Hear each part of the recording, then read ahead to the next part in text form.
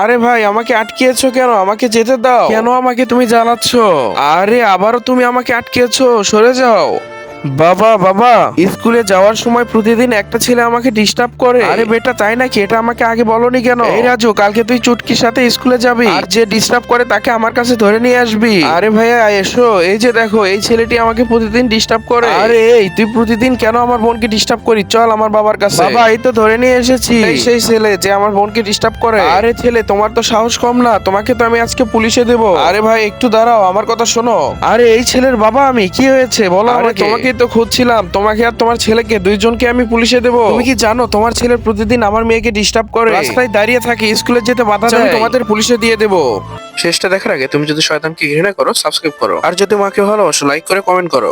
আরে ভাই, তোমার ছেলেকে আগে পুলিশে দাও। তোমার ছেলে প্রতিদিন আমার মেয়েকে বিরক্ত করে, তাই এখন আর আমার মেয়ে স্কুলে যায় না। আমার মেয়ে এখন অনেক অসুস্থ। আরে সরি ভাই, ঠিক আছে, আমি আমার ছেলেকে শাসন করছি, আর যদি কখনো শুনতে পাই তাহলে তোর খবর আছে।